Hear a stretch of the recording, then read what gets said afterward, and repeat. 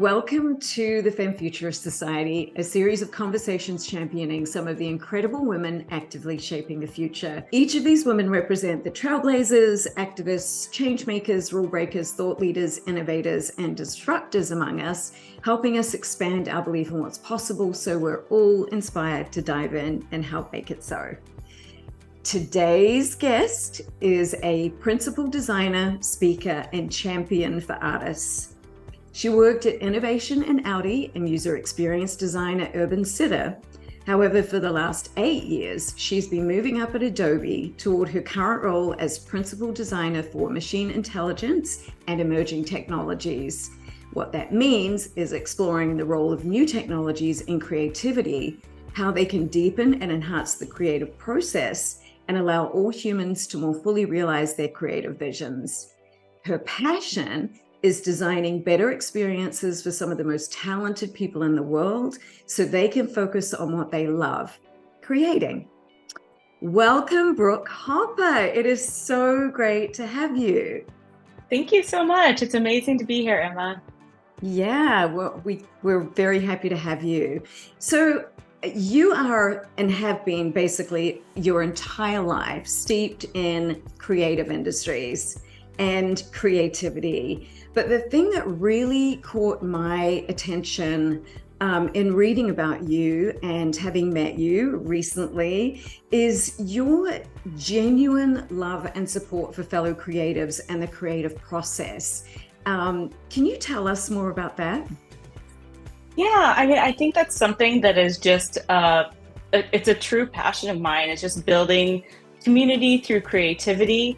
I do believe that, everyone is creative at some level. That's one thing, as children, every child is incredibly creative. The first thing they do when they can hold something, they pick up a, crayon or a pencil or a marker, and, they love it. You can just see the pure joy of creating in their eyes.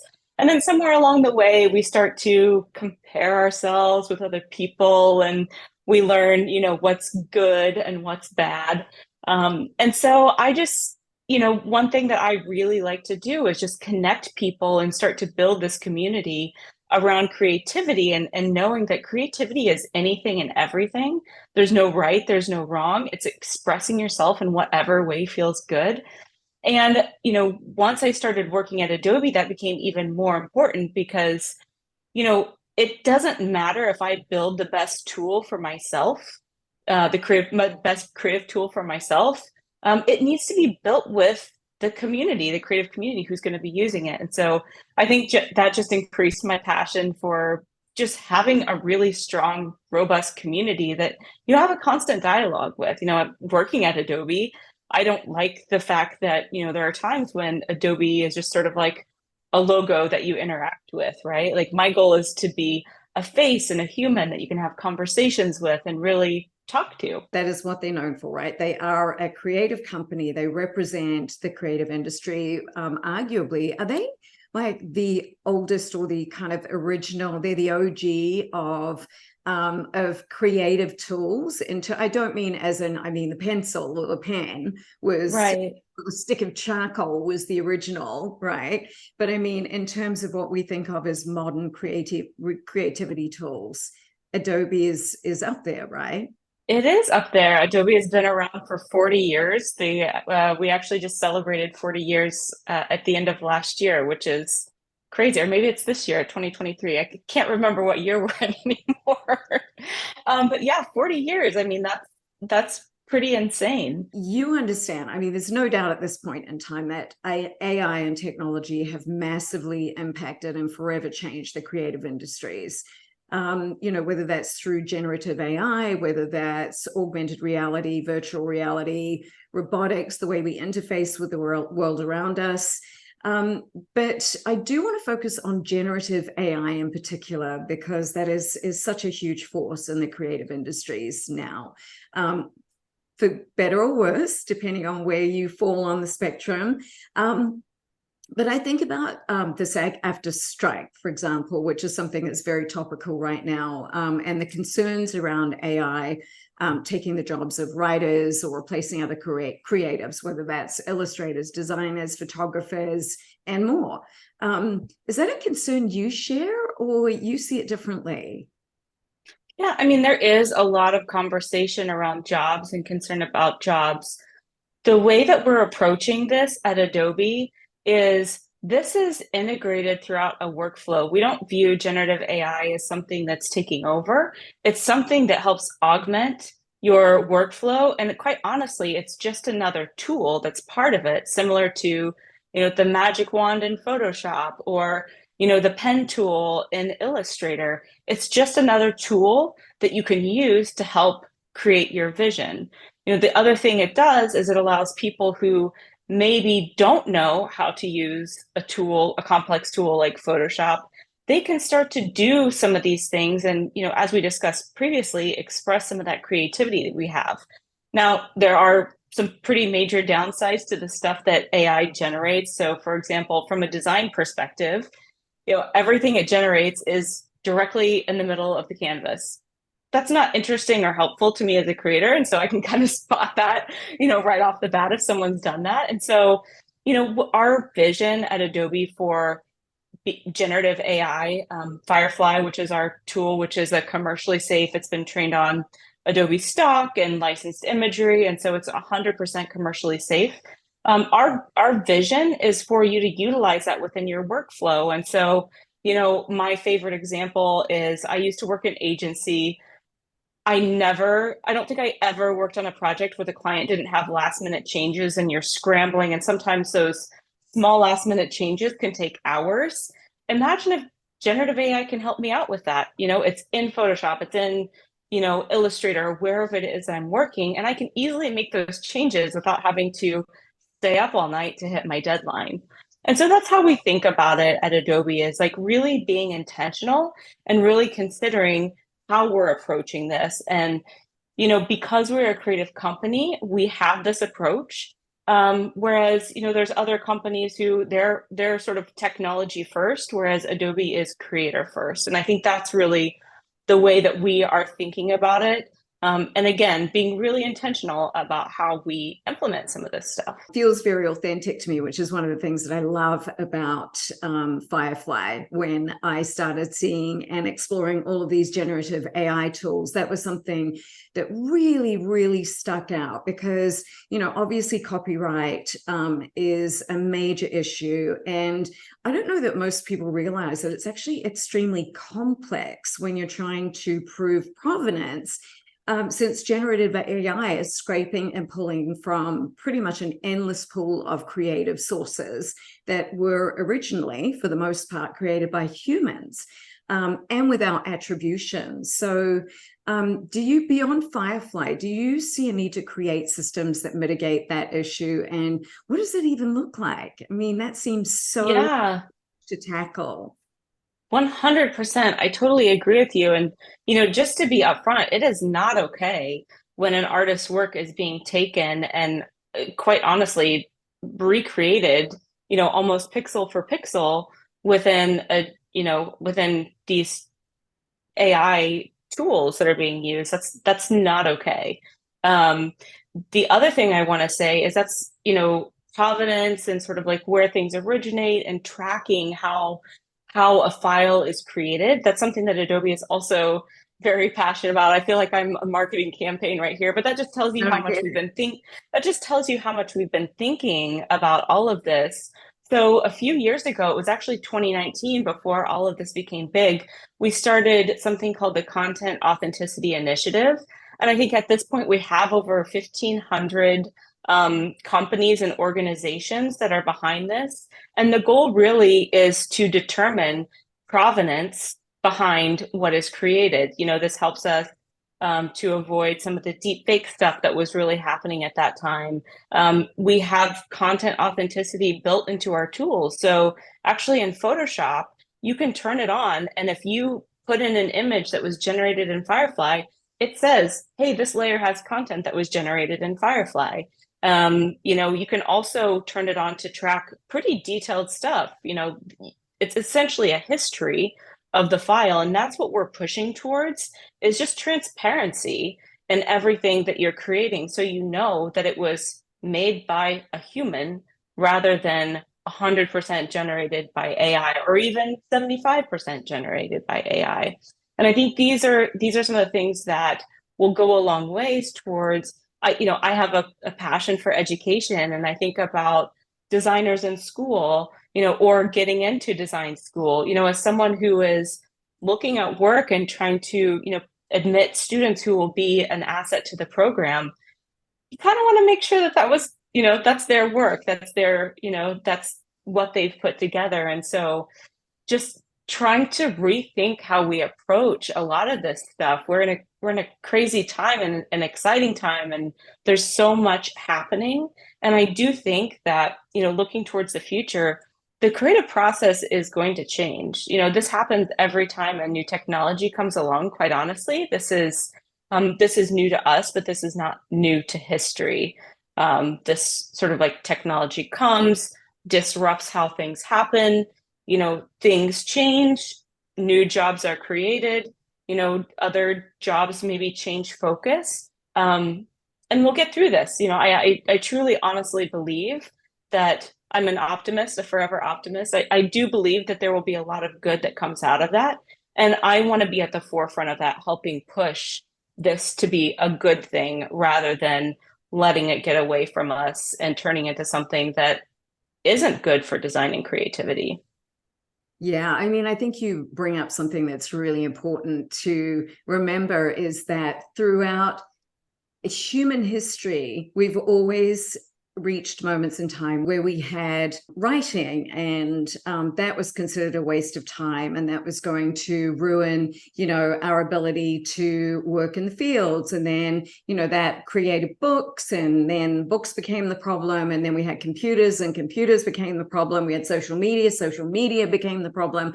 I mean, always when there is something new that emerges, we have a tendency, I think, to be somewhat fearful. Your work as, with teaching the younger generation and really wanting to make sure that we understand the ways in which the technology can be used for good is a part of their vernacular. Because when we look at generative AI, it has been trained and learning language models that are all scraping and pulling from, I think it's 2021 backwards, right? So the machine learning that's happening now, we have an opportunity, I think, to influence the way that AI is picking up on and intuiting through our human responses and inputs the ways in which it should be shaping the feedback loop.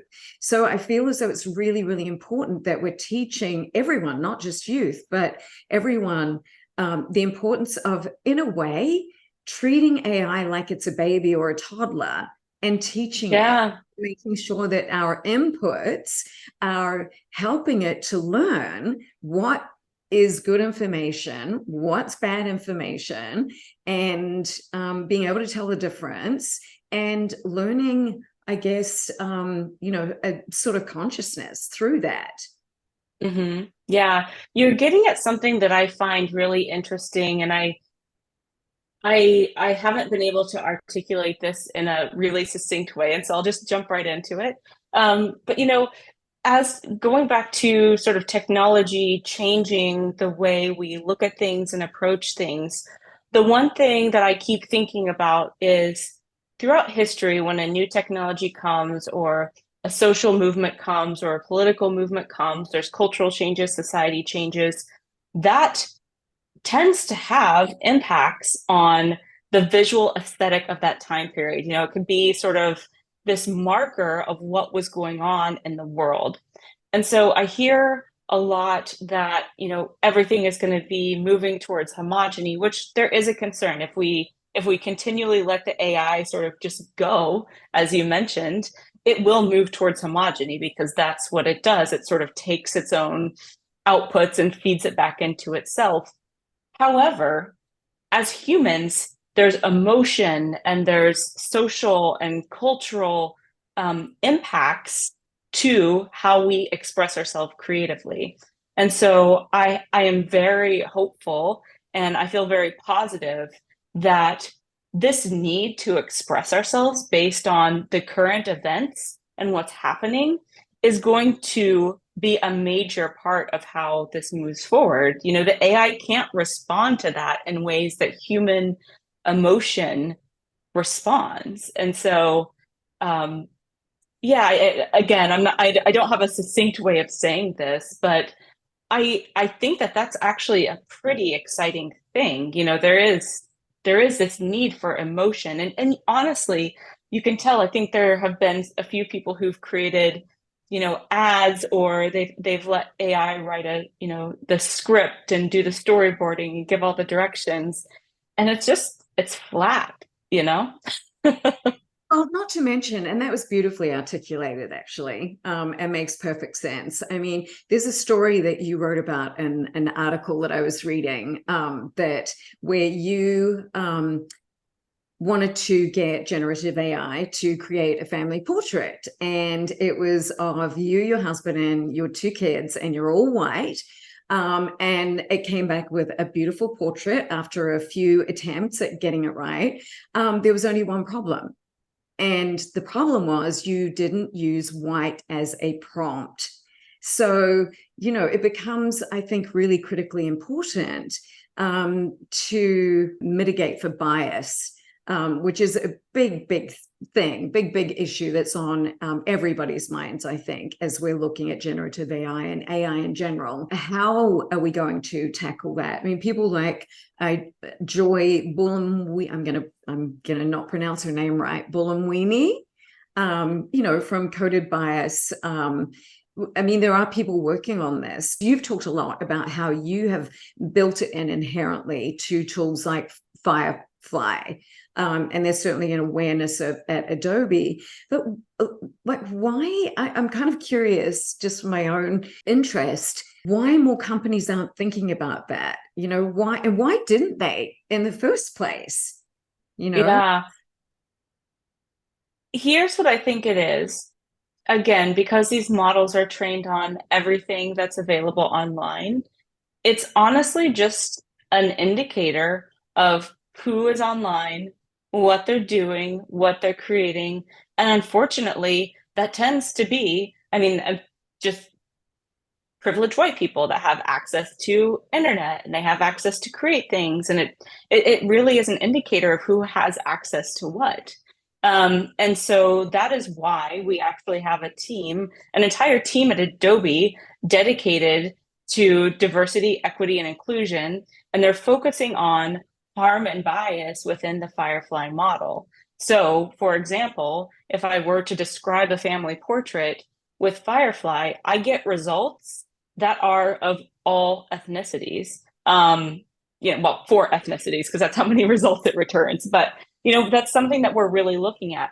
In addition, we understand that Firefly was trained based on the English language. We've opened that up. I'm not going to get it right, but I think we support.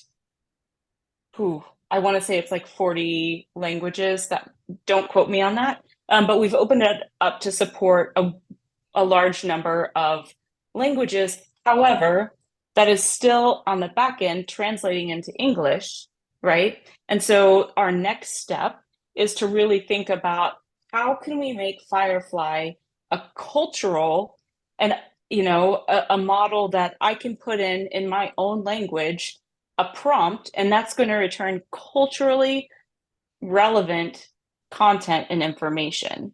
And so that's just to give you sort of a sneak into where we're going. Those are the types of things that we're thinking about, because, again, the internet is a very white place. That's the fact of it. And we want to be able to represent and allow people to create content that is based on their sort of view of the world. Right. It makes me think about two things. One is, the democratization of technology is clearly a really, really critical factor in, making sure that we do have diversity in access, right? That process of, allowing for different languages and different ethnicities and even different gender. Because gender has become such a fluid and open thing now as well. But we can do that so much more blindingly fast. I was thinking about how, in a way, unwieldy and how it can take years to create change across an organization as big as something like McDonald's. But, when we're talking about a digital presence, technology it's like, it's instant when you factor in time. Yeah, it's insane, and it's only gonna increase. And yeah, it's just great. I mean, I still, I'm immersed in this every single day, and I'm still, trying to wrap my head around where is this all going? And my viewpoint is like, I'm gonna do everything I can to make sure that we approach this, and that the Gen AI sort of era, I guess, I don't know if there's a term for this, goes in a direction that is helpful not only for creatives, but also for the population of the world. And that segues really, really nicely into a question that I wanted to ask you, because I think some of the connective tissue that binds all of us femme futurists together, and whether you are a foresight professional or not, but we are all futurists in the way that we're thinking about how to create a better next. There's a general and endless optimism and curiosity for how we can create a better world. So speculating on what our world could be if creativity were used for good, what does that look like for you? And how do you see the role of creativity in shaping that future? Yeah, so this is going to be my soapbox to get rid Bring it, to bring talk. it. Well, so I prior to working on the machine intelligence a new technology team at Adobe and leading a lot of the generative AI sort of direction and making sure we're moving in a good place, I spent much of my time on drawing and painting and developing drawing and painting tools, which obviously included some slice of Photoshop, but primarily thinking about our mobile app tools, so iPhone, iPad, allowing people to draw wherever they want, and really leaning into that joy of creativity, because it is really the base form of all other creativity. You make a movie, it starts with storyboards that you draw. You write a paper, you're typically writing notes down. I mean, like, all forms of creativity include some form of writing and drawing. And so that's what I'm really passionate about. However, there are people with different abilities who don't have that opportunity to, maybe they're not able to draw with their hands, or they're not able to see what it is that they're drawing. And so that's where my head goes a lot. And one of the projects that I worked on that made me really excited was utilizing haptics for drawing, and thinking about how that could come to life. And I think we're still a ways off with that. But then, also thinking towards, how could generative AI help this, right? Generative AI has the ability to generate images. It also has the ability to generate text.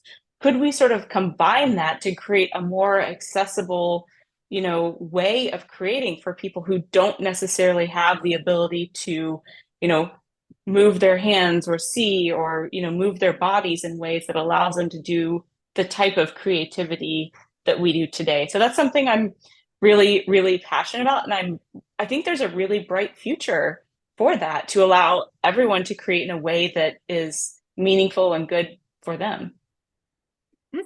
I'd never really thought about it like that before. I mean, if you think about traditional tools, someone who doesn't have the use of their arms, for example, can still pick up a paintbrush and produce incredible artworks.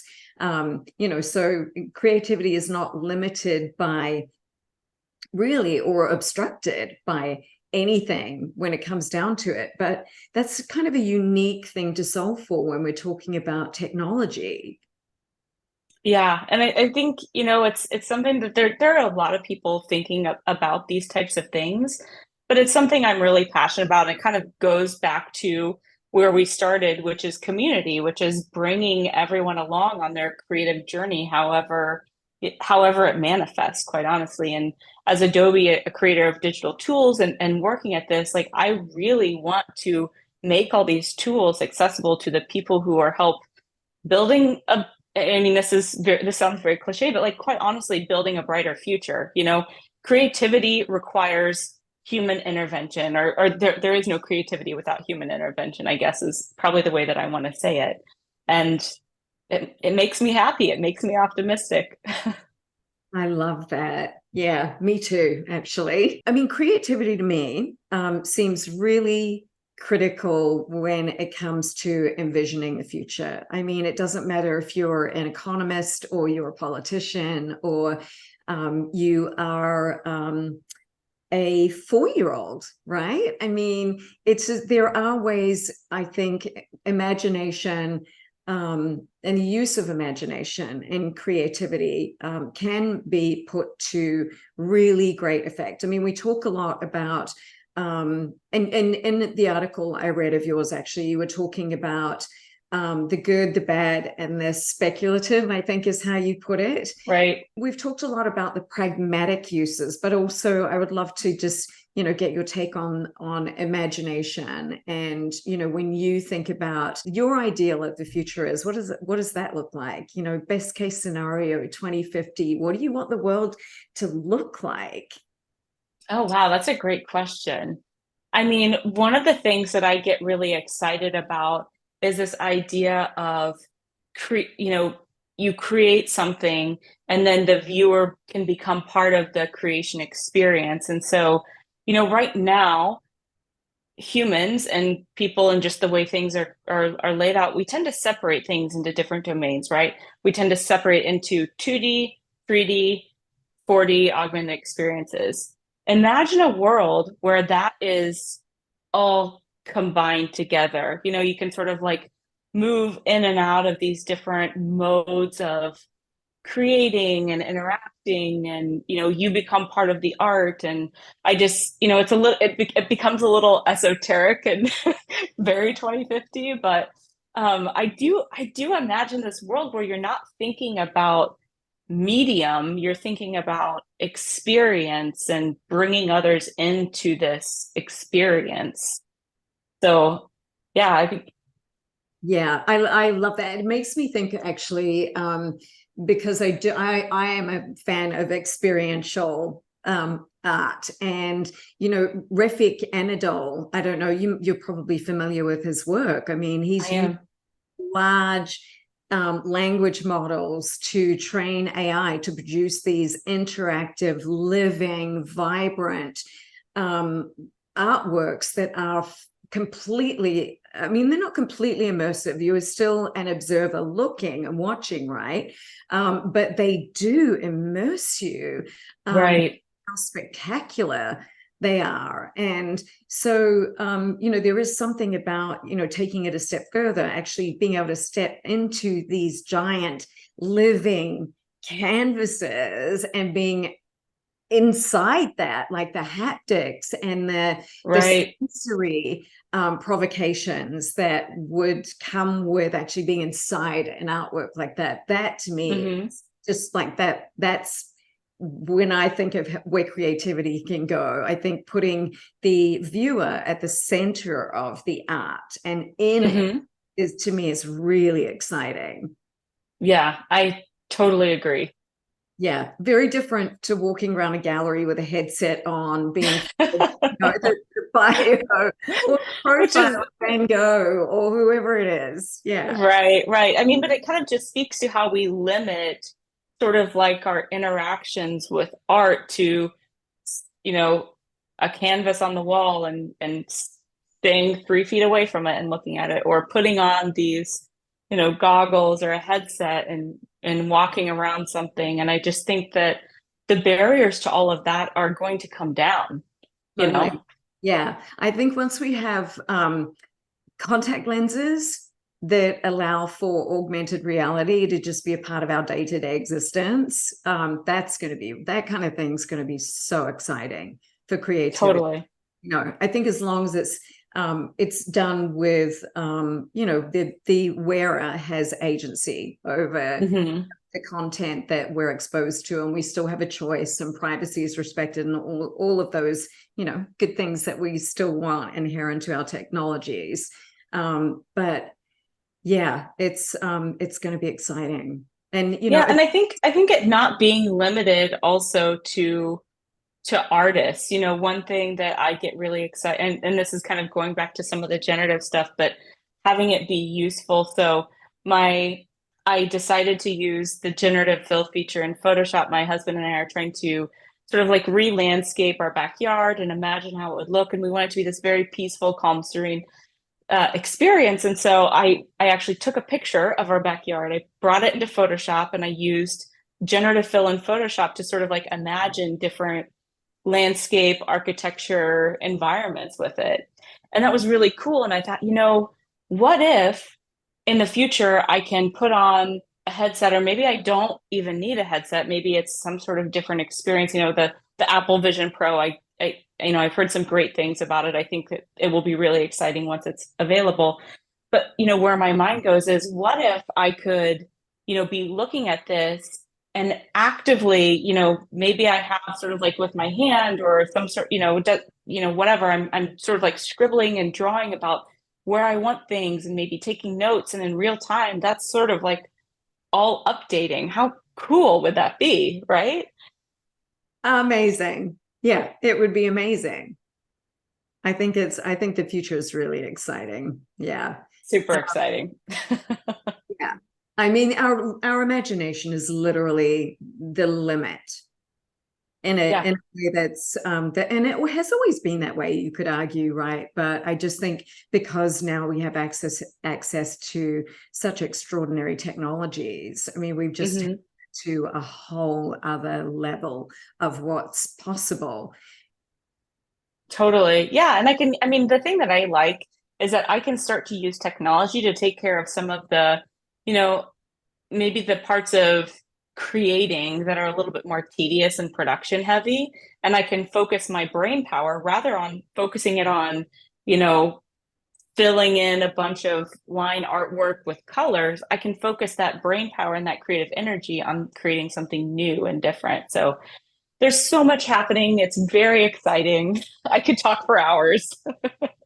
Oh, trust me, I could too. I mean, and this is not going to go into the interview, but, I have a background in the creative industries, not as a designer, but as a stylist, fashion stylist, and in the beauty industry as well. And so, creativity is, it's a world I'm really, really close to and passionate about. And so I just, I get really excited to see someone like you, embedded in a place like Adobe, who, just has genuinely and authentically has this passion for creativity, but in a way that translates to really helping, I think, elevate all of our creativity. And that's democratize creativity in a way. Right. But there's respect for also the guardrails that need to surround that. So yeah, it's super important. I mean, that's one of the things that, I like to do is when we're creating this new technology, it's like, okay, upfront, rather than saying, where are we going with this and what do we want to do? Here's all the possibilities. We should do that. But also alongside of that, determine what should we not be doing? What don't we want to do? Where should we not be going? Guardrails and sort of boundaries actually help make creativity go further. And that's why I think it's super important, because it can actually be really helpful and it can push you in directions that you wouldn't have gone if you didn't set these boundaries of places where, this is not ethical, this is not moral, or let's just not do that, So I think it's super exciting. The other thing I wanted to say too is, what's different about Adobe than some of the other companies who are creating a lot of generative AI models, that Adobe hires really creative people. And so it's not just the designers that are creative. I actually work with engineers who are painters and they're creating all the time. And so they also have, you know, a lot of care and interest and passion for making something that's good. So it's not just the designers saying, this is what we need to do and trying to make the case. It's really everyone on board, which it feels good. You know, it feels really good to be working at a company that has creators' best interests in mind when we're making something. Absolutely. And you know what you just said about the constraints, it reminds me of it's a very, very simplistic example, but it speaks volumes to exactly why sometimes constraints are a benefit. And it's, you know, these children are on a playground and there is a fence around the playground, there's a perimeter, and they're all playing freely, they're running around, they, you know, going right to the edges of the fence, and, you know, everybody's having a great time. And they do the same thing with the same group of kids, and they take the fence away. And my natural response to the story was to say, when someone said, well, and what happened? And I said, well, oh my God, they went crazy. Like they were game on. The fence is gone. It's game on. Yeah. They didn't. They clung to the playscape because they didn't understand where the boundary was. Right. And without the boundary, they didn't know how to behave. They didn't understand what was okay and what wasn't okay. Right. So I think that that's really, it's such a simple story, but a really fascinating you know, analogy. Yeah, absolutely. Super fascinating. Thank you, Brooke. This has been so interesting, and it makes me feel really excited and in a weird way comforted that you are in the position that you're in, because I think we need people like you, creatives like you, who have so much soul and so much integrity when it comes to creativity and how we want to shape our technologies, how we want to put them to good use for what we can ultimately create in the future. And that's something to really look forward to. So thank you for all that you do. Thank you. All that Thank you.